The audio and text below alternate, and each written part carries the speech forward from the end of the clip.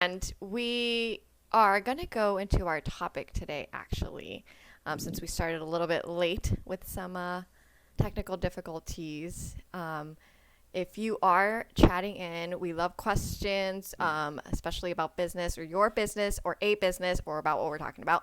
But we will be answering them in between um, topics, or if we're talking about multiple things, we'll try to answer in between or at the end.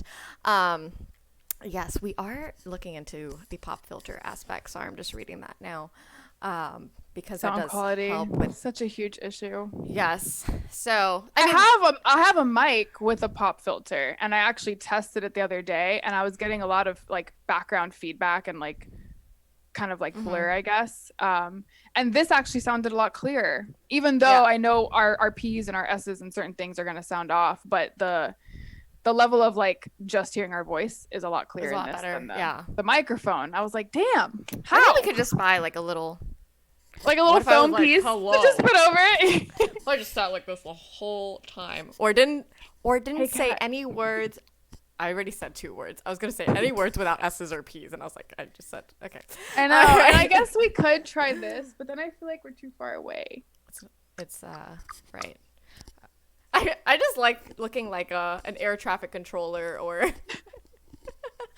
all right, so our topic today is called let's brainstorm, picking a niche. So this is kind of like if you haven't even started your business and you have a great idea, and you're like, I don't know where to go, like you need something specific. You can't just be like, I'm going to just make candles, like you need to choose, other than the obvious parts of after, which is in our later podcast of, you know, um, looking up different aspects of the candles. It's more like looking at your market or why candles, what type of candles, soy candles, 3 wick candles, large candles, like that type of stuff is almost kind of considered before because you want to make sure you're going to go in the right direction and it's not just about candles as in general. So I feel like we wanted to take a step back because sometimes you see people who already own small businesses say, I make party kits. But in my mind, it's a lot more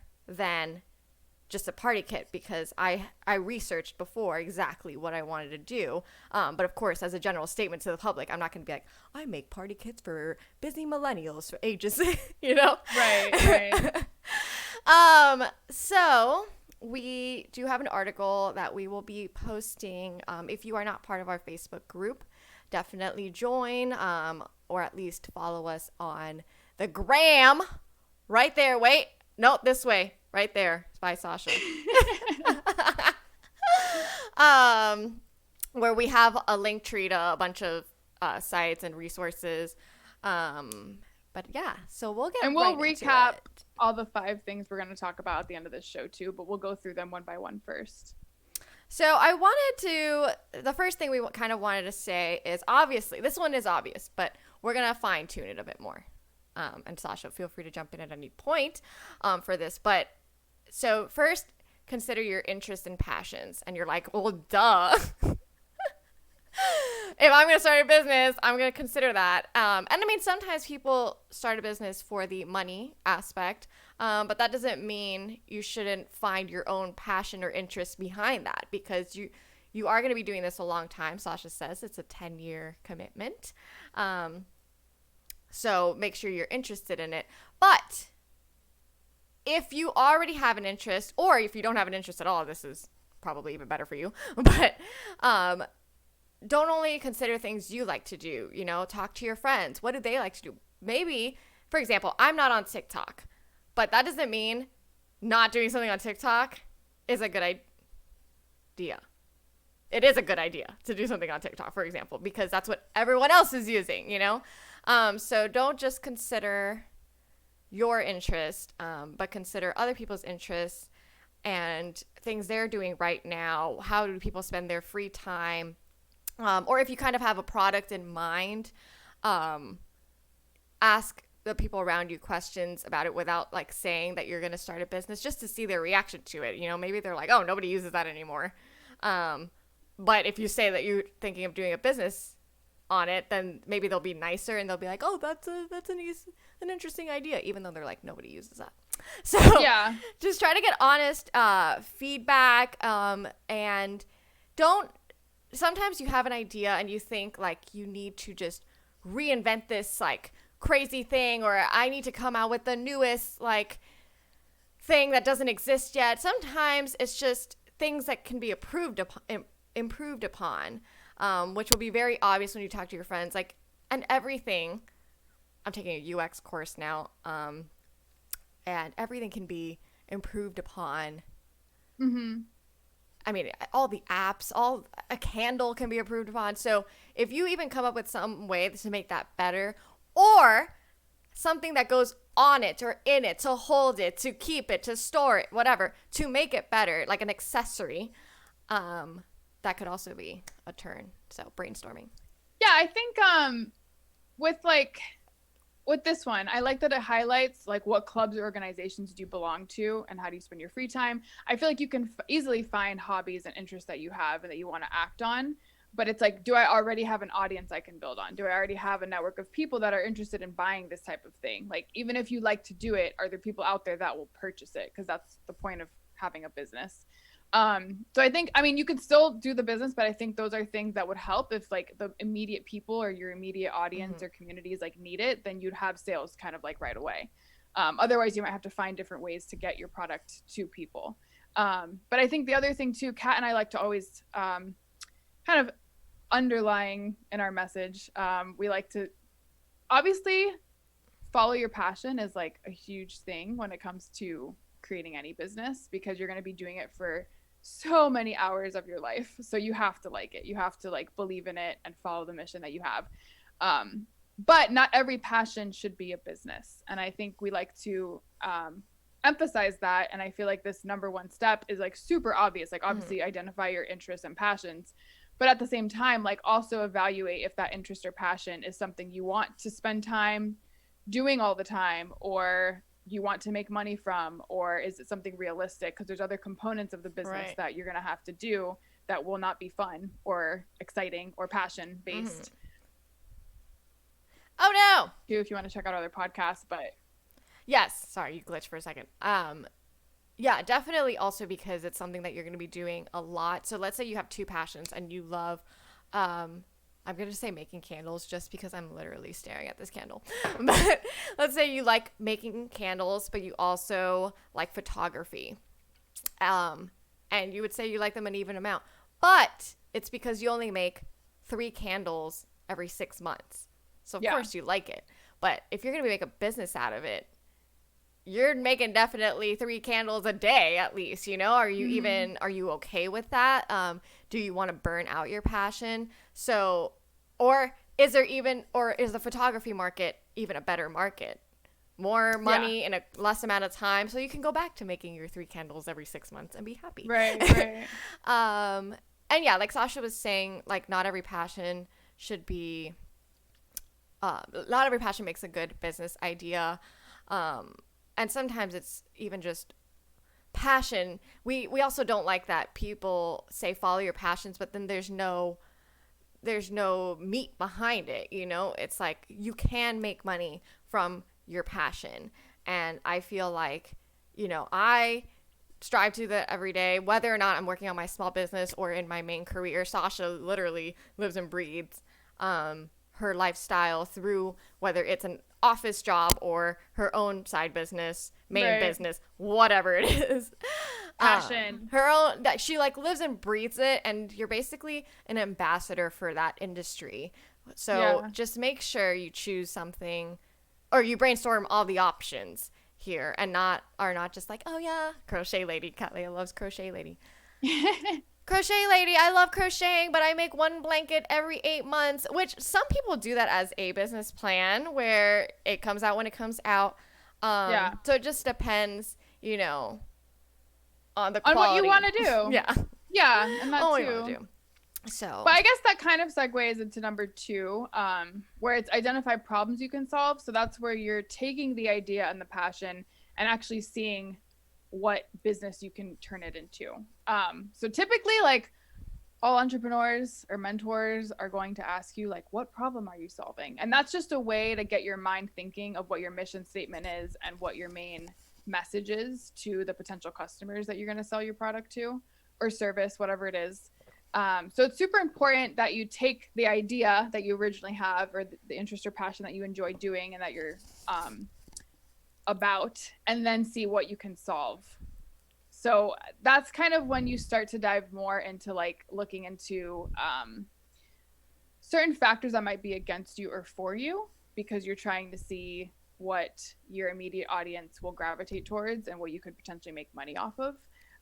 Which the rest of these steps like go further into that, but I think it's just a nice pivot point where you take the idea and the passion and just are like, all right, what am I solving? Like, what am I actually selling people? Right.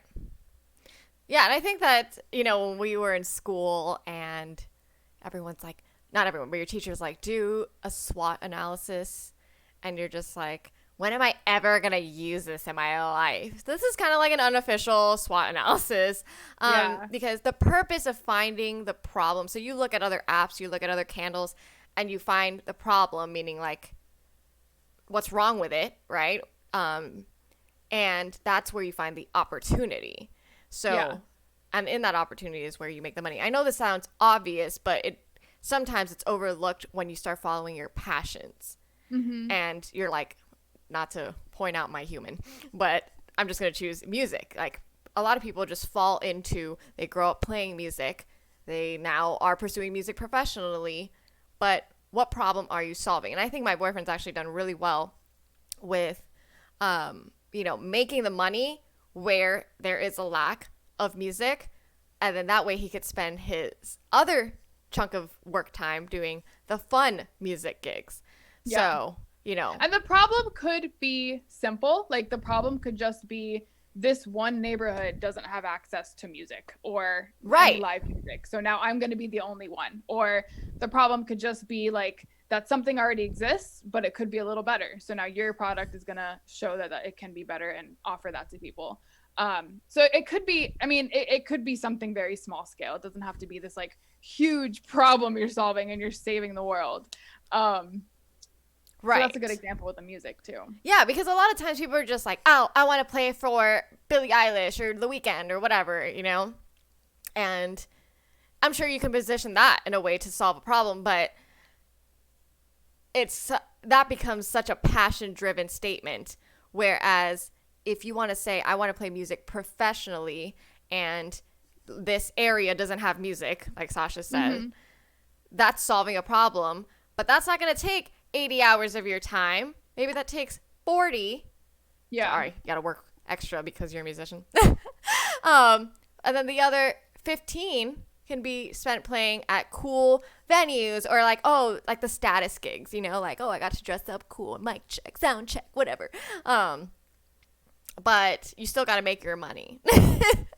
Yeah. So yeah, I definitely think the problem thing that's a very important one. So yeah, it's the pivot. It's like, all right, now we're serious. Yes. Now we're even if you are just doing it for fun, this all takes, like, if you're just keeping it as a fun thing, even just taking half a day to just go through this and just reposition yourself. And it could be a personal thing. It doesn't have to be this thing that you blast to everyone. It just knowing that you're solving a problem will keep pushing you forward and on track with what you're doing. And this kind of goes into number 3, but like, in order to identify the problems you're solving, it's good to just do some research and see what other people are expressing in their community. Like, hey, I wish this existed, or I wish this was available. And then kind of like see from there how you can fit into that. So it doesn't have to be like an intense research project, but just kind of like tapping in and like having conversations with people around you just to see if this is something that is solving a problem that they have. Right. And I feel like you could also look at the good things that they do, and not saying like to copy it, but this is going to come out kind of weird, but ideas, you can't keep an idea, you know what I mean? Like, somebody else can do the same idea, and you can like patent an invention or whatever, but if somebody else is selling candles, you can sell candles too, right?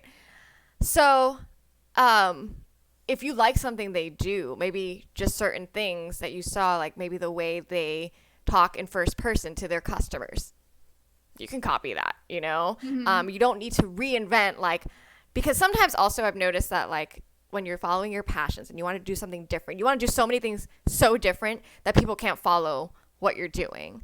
So then, like, this company that already exists and is doing well, they're talking in first person to their customers, and you're like, well, I don't want to do the same thing. And it's like, you're already not doing the same thing. You already have a different product. But if that works really well and you like it, you can do it too. So Yeah. you don't need to spend that time, just trying to find the bad things of the competition, but find the good things too. Yeah. And then, like, the bad things don't necessarily have to be also on an aesthetic front, where, oh wow, their website isn't very good. Well, okay, make a note. Yeah, your website should be good. But at the same time, do you even need a website? What are you doing? Could you sell through a third party and then you don't have to worry about that? Or the other thing is, what if their weakness is not something tangible, like maybe like the transparency, like maybe they're very elite, can't touch them, and that maybe that's the thing that they're going for luxury, but maybe your target is a little bit different, and you are super transparent. Our last business feature, which you can check out on Twitch, her main thing is transparency, and I think it's done very well for her. Yeah. Um, And that so, kind of goes into number 3, which is researching your competition. So it's like when you're looking at the problems you're solving, you're also getting acquainted with who your competitors are, and if you could do it better than them, or if they're doing it better than you, or how you can change up the industry or the niche that you're going into. So yeah, one of the things they mention is just like being transparent. I think helps you stand out in your competition, because other people, especially now with social media and everything else, which we talked about in our last episode, that people love transparency. They want to feel like they know you. They want to feel like they're involved and like part of your world. And especially working from home, like I mentioned last time, like no one knows you're working. Like we used to work in an office together where everyone knew, like, yeah, we're in it, but now we don't. So I think it's even more of a reason to share on your platforms, like, hey, this is me working. This is me in my zone. And I think it brings people in to like your craft and your passion and your business and everything else. So right. Which I think is interesting, because I feel like the market used to be, well, I feel like a lot of people know this, but you know how it was like a product based market, and then it turned into an experiential market. But now you are the brand. People want to see you. So it's interesting that, like, before someone would buy something just because of the branding, and then just because of the experience, and then now they buy just because I'm talking about it. It's like Right. so interesting to me. And I can't wait Yeah. to see what's next. I mean, where can we go? Like, is my cat going to be the brand now? So. Right. So I think, I guess, just on the note of transparency is, I feel like, especially, yeah, she was saying right now, I mean, well, I think that goes into even the first number one, where it should be something that you care about or are interested in, at the very least, because now you are talking about it. You can't hide behind great billboards and or Right. you're going to be on that billboard too holding it. So Yeah. yeah, that's definitely something to get used to, and I feel like we're still transitioning and getting used to that, because I feel like we started our stuff before the transparency thing became super big. Yeah. Um, Well, it takes, like, you have to feel comfortable sharing so much. And I think that's something that we're not used to. Like, even before, when we did work in an office environment, we were just sharing with people we saw every day. And even that was like an organic transition, because it was probably like a month into that job. We then started sharing more, or maybe only with certain people, not with everyone. So now we have to just completely break all that and just say, I'm going to share with anyone that might see this, whether I've met them in real life or not, which is crazy. But I think it helps you also just like fine tune what you share, and like only share what you think might be valuable or help your business or help your brand or just kind of like help your community. Whereas before at work, you might have just shared gossip or just shared something that happened yesterday that didn't even matter. It's so interesting because it's like people want to see you in your natural habitat, but when you're at work, which is kind of how you are when you're working on your business, right? It's like you're not going around cursing up a storm, talking about really sensitive topics at work. But now that's supposed to be this transparent thing. People don't care what you talk about technically, right? You're supposed to be the more open you are, the better. But what if I'm like not that vulgar of a person? Or what if, I don't want to be seen as someone who I don't want to be categorized or judged based on the sensitive topics that I talk about. Whereas, like, even though maybe I have thoughts about certain things, but before you could like kind of channel it through certain crowds, but it's not about hiding what you're thinking, but I'm like, should we be just saying everything? That's going to be a future topic in a couple of weeks, but yeah. Because I think what's interesting too, I know, I actually thought about this recently where in regards to transparency and kind of just like looking at your competitors, like when I see other Instagrams and businesses and business owners or brands sharing more, you feel even if you've never met them, you now feel like you met them. Or right, I don't know, or like it's like when you watch a TV show, like you might watch it one day, but now that visual stayed on your mind. Or like in a week, you can still play back that visual of them saying whatever it was on TV as if it happened yesterday. And I feel like media or social media has like the same kind of relationship with ourselves, where like because we see it, it stays on our mind, and therefore it did something, like whether good or bad, like it did something. So yeah, I mean, the content is what will decide if it did something good or bad, or like if you liked it or not. There are people that I have like unfollowed because they've shared too much stuff. There's people that I have stayed following even if I'm like not a huge fan, just because they shared a lot and like it meant a lot or it was valuable in some sense to me. So I feel like it just kind of depends on the person too, and like what they look for when they follow people. But I don't know. I think ultimately, like, there's also this thing that happens whenever you start sharing more on social media where some people probably will unfollow. Like, they're like, oh, I don't want to see all this about them, or I don't care about this thought or this process. But then I think in time, you do start attracting the people that do want to hear it or do want to be a part of your community. So I feel like there's this like leveling out that happens when you kind of transition into sharing more, because like for me, I mean, now I just talk about acupuncture. I guarantee 90% of my friends don't care about what I say about acupuncture because they might not be into acupuncture. But I guess I made a decision where I was like, you know what? I want to try to attract more people that have like similar conversations or look for that in what they talk about. And I think it worked. And so far it's worked. I also didn't have a ton of friends, so it's not like I had people to lose. But I guess for me, it made me feel better because now I feel like I'm adding value to whatever I share because it's something that people might be able to learn something from, which ultimately, like, social media is a tool. We have to remember that. Yes, that is another and episode. It's like, what are we using the tool for?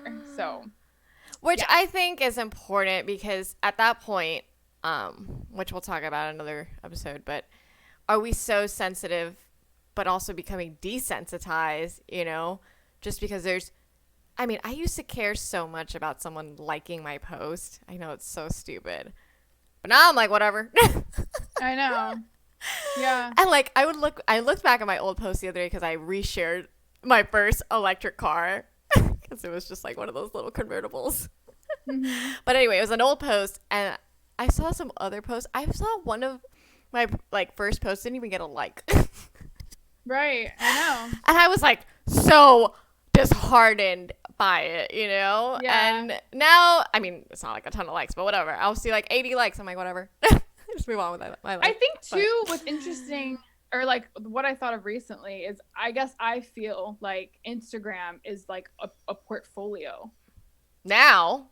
Like, yeah, like all the posts are just a portfolio, and that's probably why we don't care as much about likes, because it's mostly just content people see when they visit your page. Like because it might not be in their algorithm, like it might not be in that person's algorithm where they see it pop up right away. But at least if they click on your page, they're going to see it all together as one thing, and they can then click on it and see what they want to see. So I guess now when I post, I just think like, do I want this as part of my portfolio? Like, I don't even think like, do I want a lot of likes or I'm just like, how will this add to my portfolio? I know, it's so crazy. Yeah, and then I was talking to someone else, and she was saying that Instagram's like trying to get away with just not doing likes anymore. Like Right, they're trying and to now it just doesn't do some of it. say. There's like a beta version out that you can't even see how many people like your posts. It Which just I says mean, likes. that's whatever. But I think it will be interesting because I feel like sometimes I'll see those profiles that have like 500,000 followers, but when you go to their posts, they only have like 30 likes, and that's when you know they paid for their followers. And Or you're they like, just don't interact. Like they don't yeah, engage beyond just posting. So, well, there's like a whole thing about Instagram, just in that aspect of it's so hard from the business side to keep up with it. And meaning like because the algorithm always changes, which they can get away with if you're just using it personally, which I'm sure a ton of people are still just using it personally. So it's fine. But as a business, it's so hard to measure your engagements. And if anyone has figured out how to beat the gram or find a better platform, let us know. We'd love to talk about it. But it is interesting that you almost can't track because the likes thing you were able to track like, oh, this post attracted likes, so I should post more of these posts, right? yeah. And you can still see that on the personal end. But as a competitor, I would want to know, is that person, so I guess it just makes it harder for the competitor, but we're always looking at competitors, you know. Well, I think Or, it's probably an attempt at increasing engagement because now you kind of have to comment if you actually like the post because the like won't really matter. So it's like if you yeah, like but then it, what's you better next? show it. What's after the comments and after the saving to collections? Like how much more am I gonna have to give to this platform? You know? Oh, I know. I Like, know. I think they're trying to I don't know. A part of me thinks they're trying to like save themselves from drowning. I think because I think the issue with Instagram is they do too much. Like there's just so much now. yeah. Whereas like TikTok is like one thing. Like it's just quick videos. Like Clubhouse is just meetings with people. Like it's specialized. But I feel like Instagram was specialized where it was just photos. And now they added the stories, and then Facebook also has that, and it's just there's a lot going on, and I feel like a lot of it now is just like spammy, like Yeah, I was like, saying that I was that's like it was just ads. Like I literally Yeah. I didn't even see a photo of my friend until like the fourth picture, and I was like, what? Yeah. I just didn't even want to go on it anymore. I'm like, I'd rather go on Twitch. When I kind of like how like on Pinterest it's like a lot of options, like whereas with Instagram as soon as you open your phone, whatever image is there you have to look at, and it's like, what if I don't want to see that? It's like, what if I want to choose? Like, what if there's a grid of 6 and then I click the one I want to see? Like, I don't know. I feel like that also makes it a little annoying because you're right. You could just be scrolling and it's only ads. But if it was like 6 options, maybe 3 were ads, but the others were your friends, it's like, oh, okay, fine. Right. But now it's just like forced photo, like it or move on. Yeah. Yeah. Or like if I open it and I saw the first photo and I'm like, oh, that's interesting. But when it refreshes and that photo disappears. And like, then no. it's gone. No. Yeah. Yeah. I was like, where was it though? It's I gone. want to see it. There's Anyway. no organization, I guess. I mean, there is, but Instagram. it's part of their juju. I feel like it's really bad. Like even when you go to the search to like look for new posts or new users to follow, I feel like even that should be categorized based on your interests or based on hashtags or something. Like yoga, Yeah. and it shows a bunch of pages, or like roller skating, like whatever it is. Because I was wanting to look at profiles the other day that I wanted to like learn from with like roller skating. So I was like, how do I do that on Instagram? So I went and I looked up in the tag thing, like roller skating, that's one way. But you just have so many people doing so much stuff that might not even be that valuable. So I was just like, how do I find like valuable content in this specific niche or category? So I feel like it's just not a good platform for that. To bring it back to competition, I think that was a really good point of just finding the correct competition too. And platform. And platform, yes. Which it also honestly took me a while to find a competitor that I really identified with enough for it to be a competitor. Like for example, Party City is technically a competitor for me. Yeah. If anyone is just watching, I sell party kits or party boxes. But it's not really a direct competitor just because of the type of box. Like I would say mine are like medium to higher end, and they're very theme specific. whereas Party City almost kind of does the colors. I mean, they have themes, but they're all like little kid themes, and that's the other thing is mine is kind of more geared towards adults. So technically, they're not really a competitor. They're like in my mind a fake long term. They're in the same industry, but yeah, they're in the same industry, but they're not a competitor. So anyway, but to go on to profitability, which is the next part of your brainstorming, very important. Which is again, all of these build on each other. So just to kind of recap. No! And then you identify the problems you can solve. Sorry, we lost her for a second. Yes, let's recap. Go, recap. So, number 1, identify interests and passions. Number 2, identify the problems you can solve with that interest or passion that you like doing. And then determine the profitability of your niche. Sorry, it cut out the third one. The third one is research your competition. And then now we're on to profitability. Yes. Okay.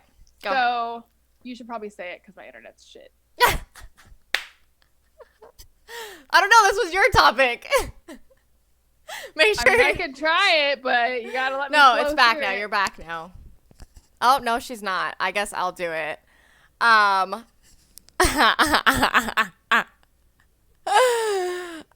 kind of skimmed through this one, but if Sasha's back, she can totally start. I don't know if I'm back. I never know. Just talk slowly. Okay, that's fair. Number 4. That's a challenge in itself. Profitability. We kind of started talking about this, but whatever. So basically, you have the idea. You just have to basically continue researching and make sure that it's a profitable item. So this is important, and we've talked about this before, where you have to just know your price point.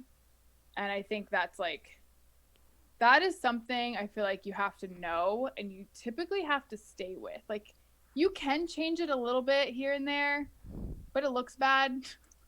I think it's good to just like know what your price point is for your products and like fully plan it out in terms of like assessing the cost that went into the item and the work, the time, everything else, to make sure it's a good price. But once you have it, you should stick with it. Right.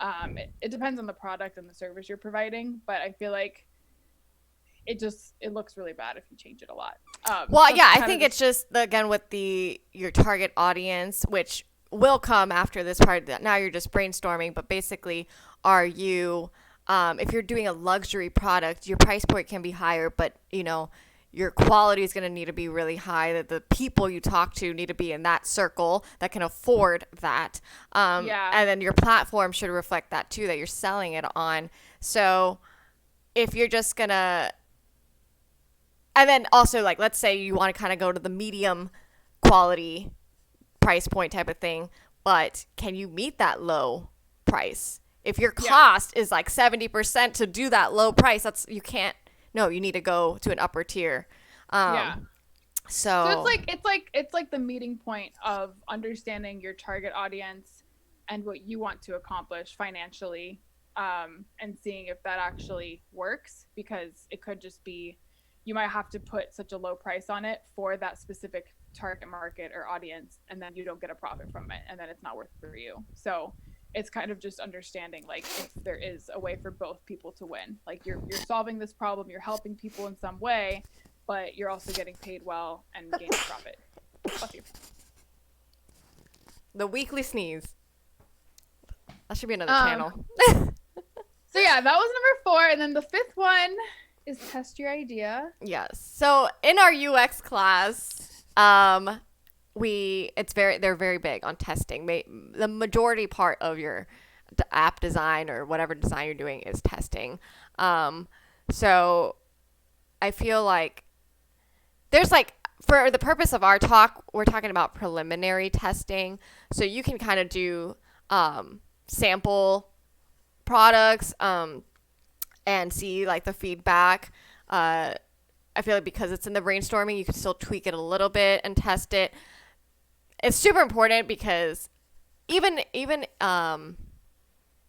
having someone just give their verbal feedback on your product is so important, because that's one step. But even watching them touch or hold your product, if it's a physical one, and right now, for the purpose of product, websites and apps are included in that. So I guess the only thing that's not included is a physical service. But or even offering, Sasha's done a bunch of acupuncture sessions. And even though, she's already getting paid for them, but you're learning a lot about what to improve and whatever for when you have your own office. So, you're always, I guess, in a testing phase, even I would say once you kind of start opening, but this is a good time to just do one-off like things and just kind of find where you also feel comfortable making this product, or performing this service, or maybe you do the service, right? Maybe you're like, I've never done this. I've never given a massage, and I want to be a masseuse because I like it. And I did the course and whatever. This is your first massage at some point. And you're like, I'm going to just charge $30 because I just want to help the common folk be able to afford massages. And then you're like, whoa, that was so much work. No way I can charge $30. Right. What? Well, and I think too, what's interesting about like UX and UI, now that I've learned more about it, is like everything that they do in like being a UX person, so it's already your job, is basically to do all of these things. Like, oh, right. For every and I thought that was interesting because I feel like when it comes to business, these things are oftentimes like not enough time is spent on these things. Or I feel like as a business, you go ahead and just launch without really spending time on these components. Partly because you just want to make money, I guess. So you're just eager to get your product out there and see what happens and then kind of learn from by doing. But I think there's a lot of principles in UX and UI that could be applied to everything almost, because it's like, it's how the user or the customer uses or finds purpose in whatever product it is. Mm-hmm. And you could apply that to like your specific product you're making, or just your website, or the way you portray yourself on social media, or the way you market your product. Like everything could be applied to every aspect of a business when it comes to like UI principles. So I thought that was really interesting. Or like, if I were to do it again, I guess I would try to view it from that lens almost, where it's like, okay, right now I'm kind of just seeing how my user likes this product or whatever, and like set up interviews with people, like ask them questions. Like I feel like we never, as a product owner, like we never ask our clients or customers like direct questions like, hey, did that work for you? Or like, what'd you think of that color scheme? Or what did you think of that font? Or whatever the heck it was. But I feel like with UI and UX, that's like what you have to do. Like, right. You can't even move on until you like do a bunch of interviews with people and really understand what your customer wants. So it's like, you for sure know that what you're creating is directly for them. Mm-hmm. And I'm like, that should be emphasized for every business. Well, I think now it's changed a lot. Like they were saying that before, the design element obviously came after, just for branding and packaging and whatever. But then I feel like, the first UX official guy was the Apple, the guy, not Steve Jobs. It was this guy that was working on the design of Apple. And I think it's interesting that it's keeping the user in mind, which sounds so obvious. Like you were saying, like it sounds so like, duh, hello. And obviously like the design course goes into more of the interactivity of the design also, and intuitiveness. But I'm like, yeah, but shouldn't your product also be like, if I sold a party photo prop, shouldn't you know that's a photo prop? Like, or how to use it? Yeah. I feel like, well, I guess what's interesting with UI is like, they don't just start with the design and then test it. Like they wait, and like they first talk to their customers and do the interviews and do everything else before even creating something. Right. Yeah. And I feel like that's what everyone should do. But we just, I don't know. It's an interesting, approach. Yeah. I feel like we definitely undervalue talking to other people. Maybe because we're in this day and age of being awkward and antisocial. And that's coming from me, the extrovert of the group here. But I definitely think like feedback helps so much, and we're kind of just scared of failure. So we think if somebody says something negative or something, let's say in this preliminary phase, something that we don't know how to do. I mean, Claudia from last week, the small business feature, she didn't know how to make clay earrings, you know? Like Yeah. she sat there and learned, and if you don't want to sit there and learn, you're not going to make it because there's going to be so many random things you have to learn along the way. Even if you outsource, even if someone's manufacturing your stuff, like it's not start and this thing is self-run. And even if it's on the side, you're still learning how to manage, your full-time job with running your business. Like Mm-hmm. there's still so much to learn. So you better kind of have a little Yeah. scope before you go. But yeah, to tie it into, so that's brainstorming. But then to pick your niche, this should help you zone in on, wow, I need to make soy candles, but they don't need to be up in a biodegradable container right now because nobody cares about that.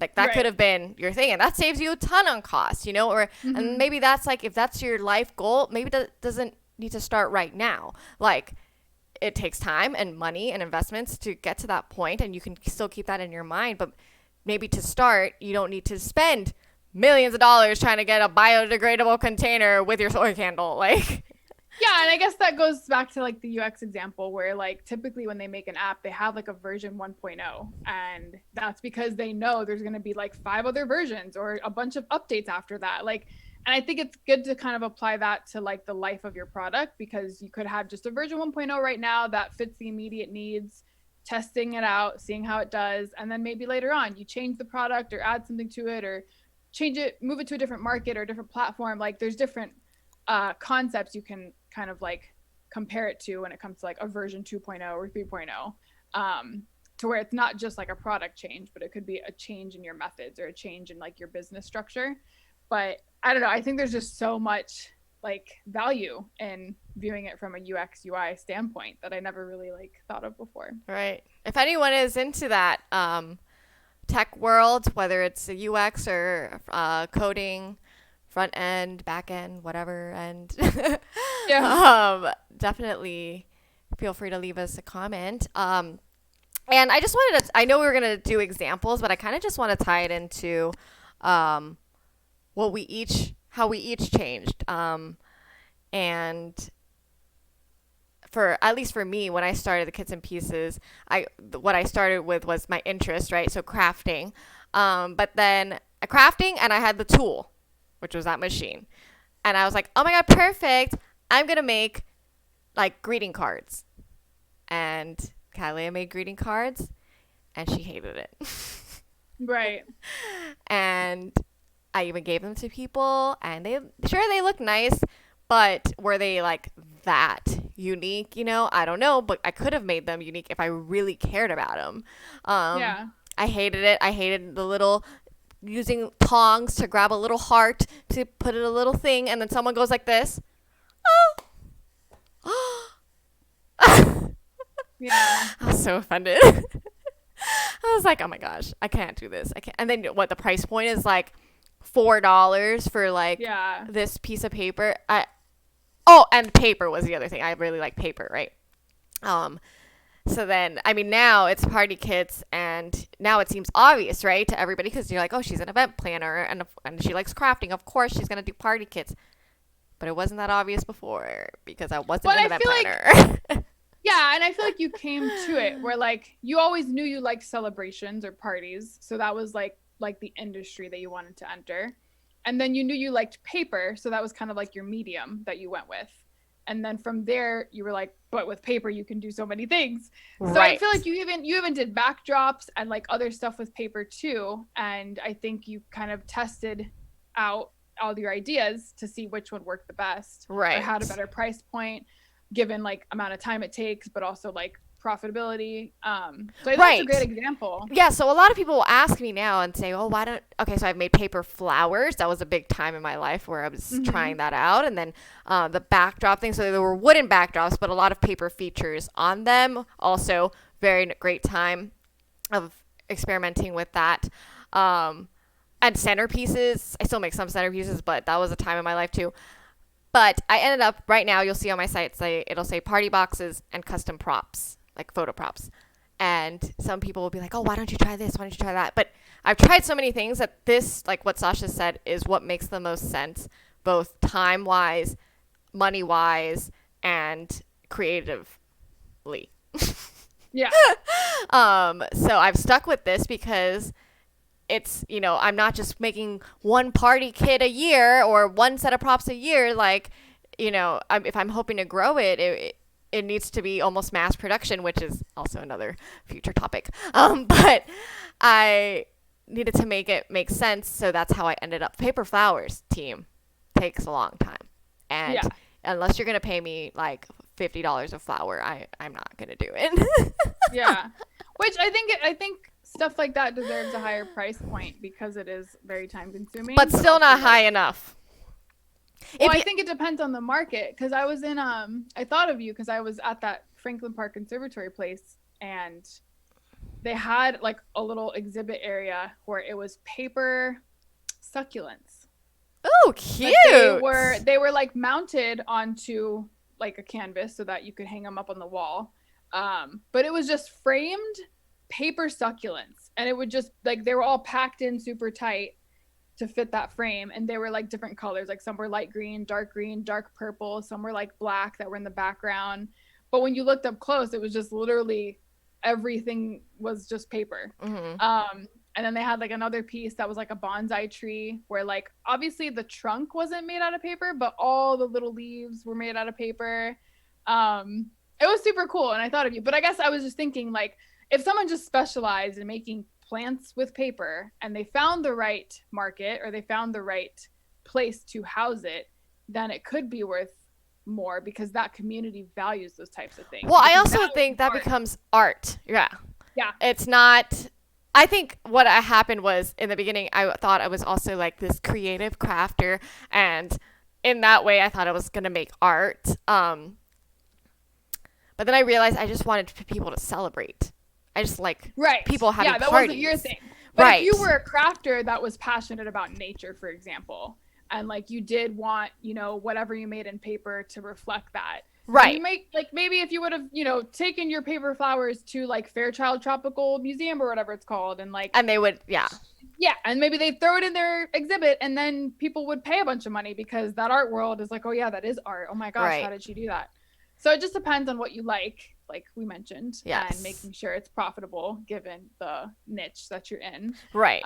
Well, in the beginning, I was trying to have a bunch of things, right? So I was trying to put up the paper flowers on my site and all that, but then I would notice, like, for the same, first of all, it also looked weird on the website, and that's not really like a game changer, but, you see items that are priced at $30 and then a kit would be $75. Oh, that makes sense. I get a lot more stuff. And then you see a flower wall for $500 and you're like, this is like a random item. But then that aside, that wasn't a game changer if that was like really what I wanted to do. But if I did get that one $500 order, it would probably be once a year, whereas all the other things would have given me 10 times that amount of money with less effort. Right. So I guess that's when sorry to like bring it back to the brainstorming, was when I was kind of like, this was still, progressive brainstorming because this wasn't realized till a few years into it. But I'm like, no, this is what I do because I've tried a bunch of things and maybe it'll change. But at this moment in time, I make this because of this. Yeah, I think that's important. I think for me, I started experimenting with the product with the muffins, and I was able to have people test it, try them out and try samples that I would bring into work. So that was helpful because I was able to get the testing done before launching it completely and get feedback on the flavors and everything else. So I feel like if you do have that kind of opportunity or connection with people to be able to have them tell you if it works or not, that's super rewarding and helpful. Well, I feel like you should also go into how you originally wanted to make it like paleo, gluten free, dairy free, everything free, and then you kind of changed it because you Well, no, noticed? I was able to accomplish that, but even though I accomplished that, there were still many times that a lot of people wanted it vegan or Yes, vegan. There you go. free of coconut because coconut's a nut. Like, so you end up seeing that your niche might also have other requests from you, because that's just that industry and that community, and that's when you kind of have to know like who to market it to, I guess, and how much you're willing to adapt to them. Because yeah, so then I tried vegan. I tried all the different options and different ways, and it just didn't work because when I would make the vegan option, it didn't match the quality of the Mm-hmm. original recipe. And to me, the quality of the original recipe for gluten-free, paleo, all that stuff was what made it so unique and so At the time, special. yeah. So Or I even was now. like, I have to stick with that because that's what works for that community. And yeah, I can't get something to work for the vegan community, but oh well. So I think it's like testing helps a lot, and just knowing what niche you're appealing to, and kind of just if you are brainstorming, I think it's important too to like break your original industry or niche down into like sub categories. Like Mm-hmm. try to just get as deep into the tree as you can. um, that way you have a good understanding of like the general overview and the specifics, so you know who to market it to or how to sell it or what price point works for each of those different categories. There was like a last note I wanted to put here was not just looking at the competitors and what you like, but look at the supplies available. If you Mm-hmm. wanted to be a balloon company right now that does not offer garlands and you only sell helium balloons, there is a helium shortage. So good luck with that. Yeah. So I feel like you need to look at your supplies, maybe need to know that there are enough wholesalers or the right type of the quality of the stuff coming from your suppliers too, or that you're not going to Michael's all the time to get stuff because that's expensive. Yeah. So just keep that side of it in mind too while you're brainstorming. Mm-hmm. Because I think at one point you were making the muffins initially, and there's like one or two ingredients that were just way too expensive. Yeah. And then you were trying to like switch them out or find an alternative, and that was a big thing because Mm-hmm. she had to keep her price point. I mean, who's going to pay $15 for 3 muffins? Nobody. Yeah. So that's part of a very economic conversation where your demand always has to kind of exceed your supply, Yeah. but that was a turning point too for you. Or again, like if your goal is to get into Whole Foods where people might spend that extra couple dollars, then make that your main thing and you can keep your price point. Yeah, But that if too. it's not, and you want to like be super local and support local co-ops and not feed the big man, then you might have to change your price point to match that audience too. So yeah, it's just a big part of like understanding where your product fits in and how it fits in for you too, and make sure it's like worth your time. Yeah. I definitely, because of the industry, like when I use glitter paper for my props versus regular paper, I try to use like some kind of hint of glitter because I do think it makes the product such a significantly higher quality. Yeah. But it's very hard to explain that to someone as to why you would have to charge more for a glitter prop than not. So I just kind of already include that in the pricing. And if I use less glitter, then, maybe that's just not your style, but it's the same price because it looks bad, if you're like, now this is going to be significantly more just because of glitter paper. And to people who Right. don't care about that differentiation of paper, like even cardstock versus regular, it's more expensive. So, just stuff like that when you're brainstorming that you might not think about. Claudia mentioned some fun stuff too in her process of making her clay earrings in our last business feature. So you can check that out too. But I think that kind of includes our talk for today. Yes. Sorry for Thank the you, little thank you. mishap that honestly has never happened, and I'm going to go try to check that out later. But I know that's really weird. Let me know if the intro video file is corrupt. yeah, I feel like it might have been that file. But next time we will be back on Monday talking about the sweet life of Google. Yeah. Google Suite. Okay, got it. Yeah, not Google as a company. Google's sweet, and how you can use it to be super productive and organized, because that is like one of the biggest things in your success as a business owner. So, and if you have any thoughts for next week, if you're a big Google user, whether it's the Drive or the calendar, and you have tips to bring to the table, come in, let us know. We'll talk about it. And we will also be doing a fun talk later this month. I won't announce it yet, but we've been trying to stream more lately. But thank you everyone for watching, and feel free to give us a follow, even if you're watching this later. We are Sasha and the Cat, two best friends that don't often wear the same shirt, but we are wearing it today. Matching tattoos. With our wow, we look ridiculous. Oh my gosh, what is going on? That is so weird. We're literally wearing like the same headsets with the shirt. That is so okay. I know. I'm sorry, guys. I'm sorry. It's really weird. We have like green in our background somehow too. Sasha and I are going on a trip to get. Oh yeah, that's true.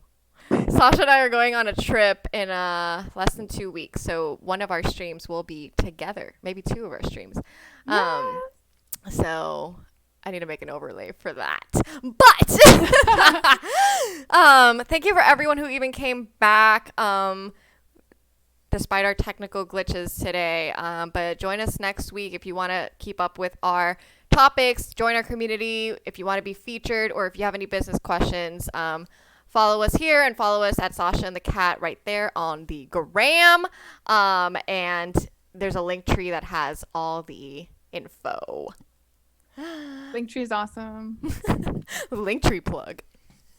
I feel like I want to have like a sound effect every time we plug a company. Pew, pew! I know, like, yeah.